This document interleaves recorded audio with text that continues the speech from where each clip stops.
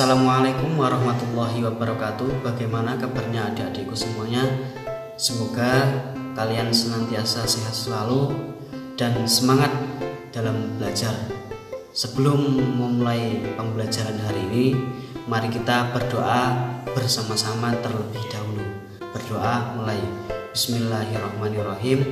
Raditu billahi rabbah wa bil islami dina wa bi Muhammadin nabiyyan wa rasulah. Rabbi zidni ilma warzuqni fahma. Amin ya rabbal alamin.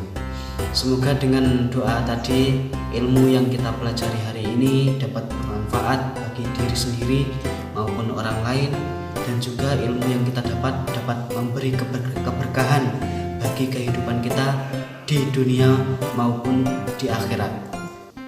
Nah, adik-adikku semuanya, silahkan diperhatikan gambar ilustrasi di sini. Nah, di sini ada dua gambar. Yang gambar pertama ada yang tahu? Ya, gambar pertama adalah orang yang sedang membaca kitab. Kemudian yang gambar kedua ada yang tahu apa? Ya, gambar kedua ini adalah gambar orang sedang berdakwah menggunakan kitab di depan orang banyak. Berkaitan dengan gambar-gambar tersebut, kali ini kita akan membahas materi tentang iman kepada kitab-kitab Allah. Iman kepada kitab-kitab Allah. Ada yang tahu iman kepada kitab-kitab Allah itu rukun iman yang keberapa? Ya, iman kepada kitab-kitab Allah adalah rukun iman yang ketiga. Ya, kemudian Allah telah menurunkan 4 kitab suci serta beberapa suhuf kepada para nabi dan rasul yang berbeda pada setiap zamannya, dan juga umatnya yang berbeda-beda. Nah, nabi yang pernah menerima suhuf itu adalah diantaranya ada Nabi Adam alaihissalam, Nabi Idris alaihissalam, dan Nabi Ibrahim alaihissalam. Nah, semua kitab suci dan suhuf yang diturunkan Allah untuk dijadikan sumber kebenaran dan petunjuk guna memperoleh kebahagiaan dan keselamatan hidup di dunia maupun hidup di akhirat. Nah, kalian tahu tadi Allah menurunkan 4 kitab suci. Nah, ada yang tahu apa saja kitab suci tersebut? Nah, ini dia. Kitab suci tersebut ada 4. Yang pertama adalah kitab Taurat. Yang kedua adalah kitab Zabur. Yang ketiga adalah kitab Injil, dan yang keempat adalah kitab Al-Quran. Nah, kali ini kita akan membahas masing-masing dari kitab tersebut. Nah, kitab pertama yaitu kitab Taurat. Kitab Taurat ini adalah kitab yang diturunkan kepada Nabi Musa alaihissalam, diturunkan kurang lebih pada 12 sebelum Masehi, abad 12 sebelum Masehi, di daerah Mesir dan Israel. Kitab Taurat ini menggunakan bahasa Ibrani. Kemudian yang kedua adalah kitab Zabur. Kitab Zabur ini diturunkan kepada Nabi Daud alaihissalam, diturunkannya pada abad sekitar 10 sebelum Masehi di tanah Kanaan, dan kitab Zabur ini berbahasa Kibati. Kemudian yang selanjutnya, yang ketiga adalah kitab Injil. Kitab Injil ini diturunkan kepada Nabi Isa alaihissalam, diturunkan kurang lebih sekitar abad 1 sebelum Masehi di daerah Yerusalem.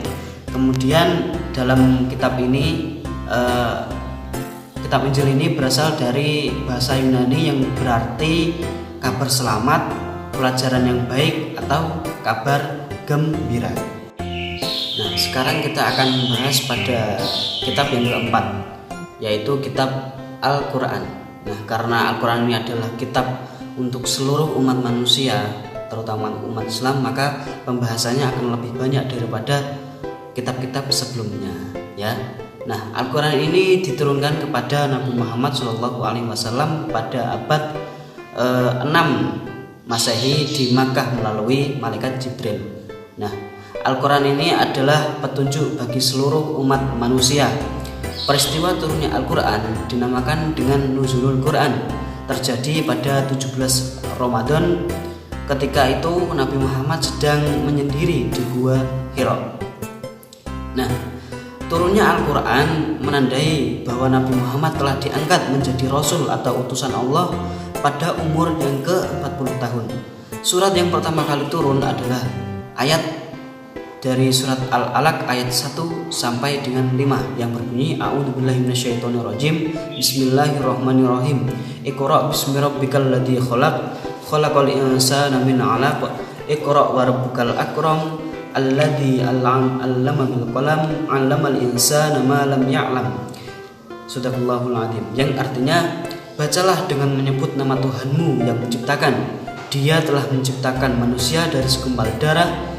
Bacalah, dan Tuhanmu lah yang paling mulia, yang mengajarkan manusia dengan perantaraan kalam.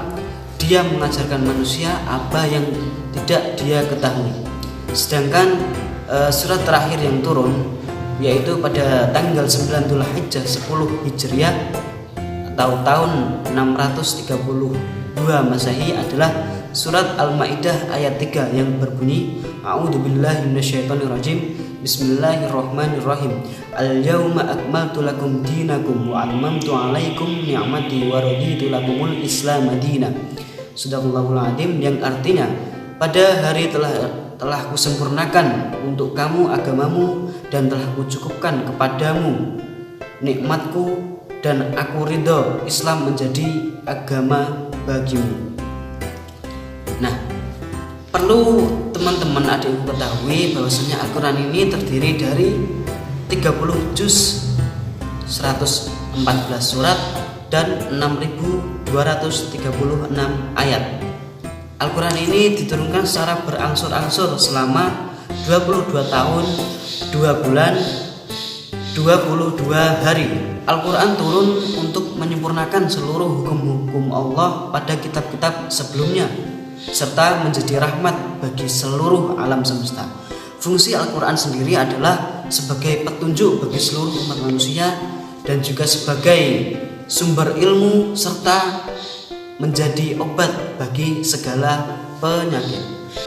Nah, adik-adikku semuanya, ternyata Al-Quran, kitab Al-Quran itu memiliki nama-nama lain. Ada yang tahu di sini apa saja nama-nama lain Al-Quran tersebut? Ini dia nama-nama lain Al-Quran, yaitu yang pertama Alkitab. Alkitab artinya buku atau kitab, yang berarti yang ditulis. Kemudian yang kedua adalah Al-Bayan, yang artinya penjelas, karena menjadi penjelas perkara pada masa itu yang ditanyakan oleh orang-orang seperti hari akhir dan kisah para nabi-nabi terdahulu. Kemudian yang ketiga, nama lain Al-Quran yaitu Al-Furqan, artinya pembeda, yaitu sebagai petunjuk antara hak dan batil, kemudian yang benar dan salah, dan yang baik serta buruk. Nah, kemudian yang keempat ada Az-Zikr, yang artinya pengingat. Al-Quran banyak sekali peringatan-peringatan bagi orang yang tidak mau beriman atau berbuat kejahatan, yang nantinya di akhirat akan mendapatkan siksa yang pedih. Dan untuk nama lain Al-Quran yang kelima yaitu Asy-Syifa, yang artinya adalah obat.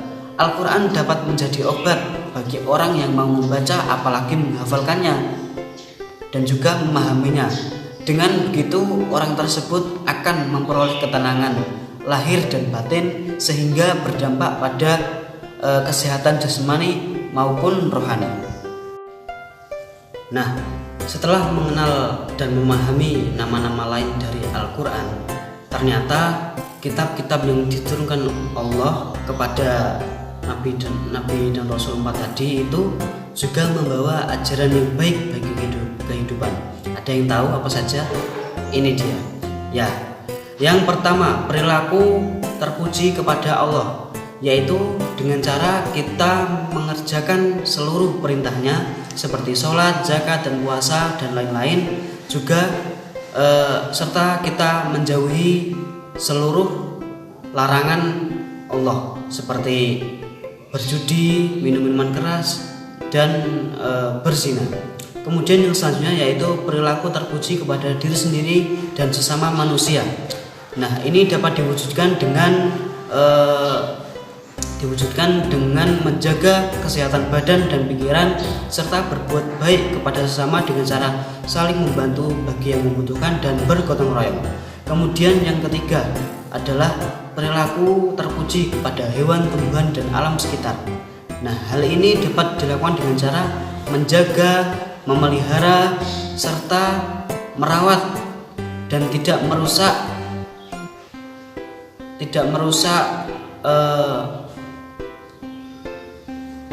alam sekitar, seperti membuang sampah sembarangan, kemudian menebang pohon secara liar, membuang putung rokok tidak pada tempatnya, dan lain-lain sebagainya. Nah, untuk lebih jelasnya berikut saya lampirkan beberapa poin-poin penting atau rangkuman materi hari ini.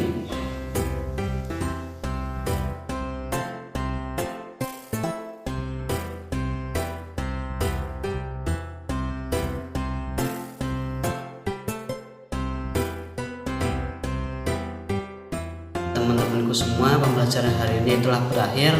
Semoga ilmu yang kita dapat dan kita pelajari hari ini dapat bermanfaat bagi diri kita maupun orang lain, serta mendapat keberkahan di dunia maupun di akhirat. Amin ya rabbal alamin. Nah, untuk mengakhiri pembelajaran ini, mari kita akhiri dengan membaca doa hamdalah bersama-sama. Alhamdulillahirabbil alamin. Nah, sekian dari saya, kurang lebihnya mohon maaf apabila ada kekurangan perkataan maupun yang lain. Saya mohon maaf yang sebesar-besarnya. Wabillahi taufiq wal hidayah. Wassalamualaikum warahmatullahi wabarakatuh.